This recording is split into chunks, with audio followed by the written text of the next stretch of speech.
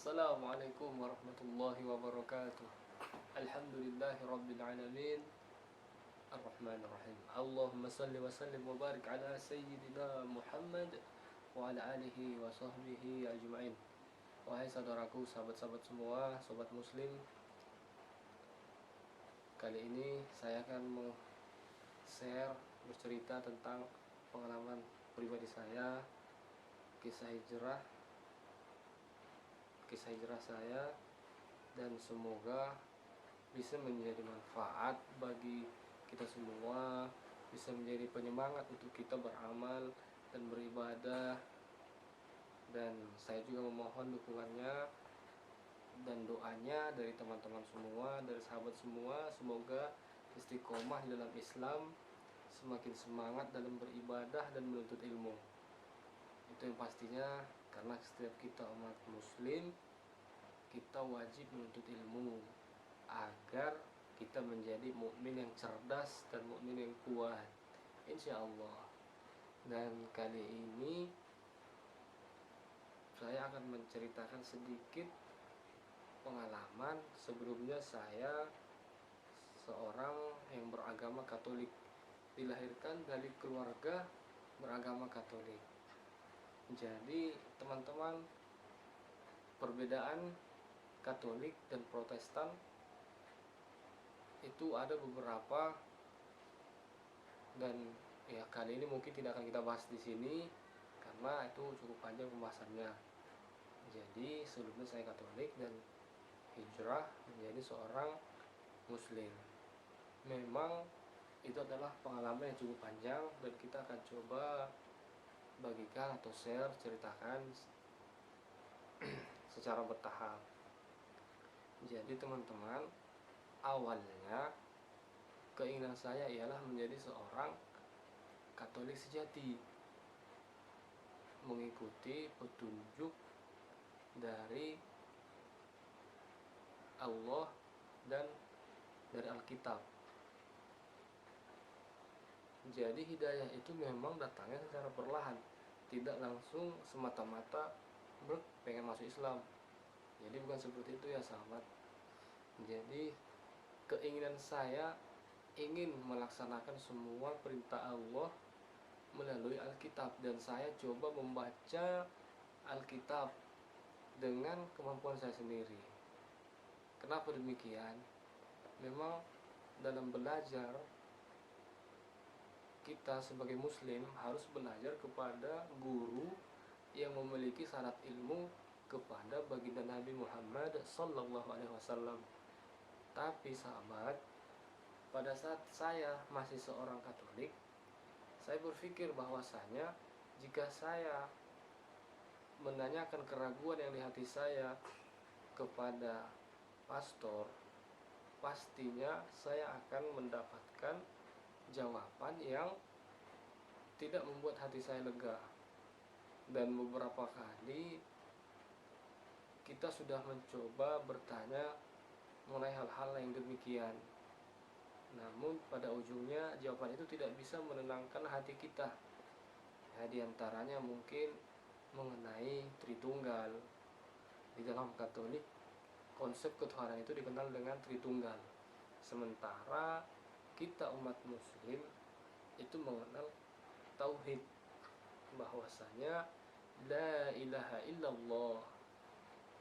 Jadi sangat berbeda sekali ya sahabat antara tauhid dengan Tritunggal. Kalau saudara kita atau teman kita yang Protestan itu berbeda lagi, itu sebutannya mereka biasanya menyebut dengan Trinitas. Nah, jadi sebenarnya Tritunggal dan Trinitas itu tak jauh berbeda, hanya bahasanya aja yang berbeda, hanya saja judulnya yang berbeda. Jadi saya ingin menjadi seorang Katolik sejati, mengikuti petunjuk dari Allah, mengikuti petunjuk dari Alkitab atau kitab suci orang Katolik. Nah, begitulah gampangannya. Jadi dalam kehidupan saya sehari-hari, saya menemukan bahwasanya ternyata banyak yang saya lakukan tidak sesuai dengan Alkitab. Di antaranya contohnya hal-hal yang sederhana, mungkin ya kita juga sudah tahu makanan. Kalau orang Katolik tidak dilarang untuk memakan daging yang haram. Contohnya daging anjing, daging babi, itu mereka boleh memakannya. Sementara di dalam Alkitab atau kitab orang Katolik itu ditulis dilarang untuk memakan makanan yang dilarang di dalam kitab suci tersebut. Nah, jadi hal-hal seperti itu yang membuat saya berpikir, ada apa sebenarnya dengan agama Katolik? Nah, jadi saya merasa menjadi ada kebimbangan. Dan yang pastinya saya sudah pernah menanyakan kepada orang tua mengenai hal-hal seperti itu, dan jawabannya juga tidak memuaskan. Karena apa? Karena jawaban yang didapatkan orang tua saya dari seorang pastor, bahwasanya ya karena kita sudah terbiasa tradisinya memakan daging tersebut, jadi dimaafkan. Jadi semacam begitulah jawaban dari seorang pastor tersebut. Sebenarnya salah, tetapi karena sudah menjadi tradisi, dimaafkan. Nah, jadi menurut saya firman Allah itu lebih agung dari apapun. Tidak mungkin akan bisa terbantahkan dengan ucapan manusia. Jadi hal-hal seperti itulah yang membuat saya meragu dan pengen mendalami Alkitab atau kitab suci orang Katolik. Dan saya menemukan banyak hal, makanan yang haram dan yang halal, bersunat, wanita harus menutup kepalanya, menutup tudung kepalanya. Terus kalau kita masuk ke dalam Bait Allah, itu mencuci kaki, kepala, tangan. Nah, jadi ada sebenarnya kalau kita baca di Perjanjian Lama. Ya mungkin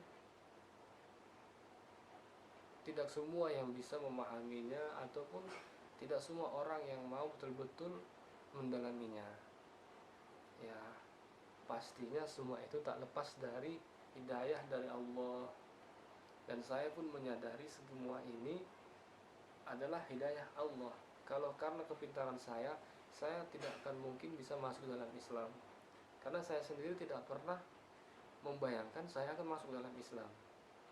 Jadi semoga kita semua, sahabat-sahabatku, selalu Allah berikan kita taufik dan hidayah untuk istiqomah dalam Islam sampai maut menjemput kita. Jadi sahabat, sampai sini dulu, akan kita lanjutkan di video selanjutnya. Assalamualaikum warahmatullahi wabarakatuh.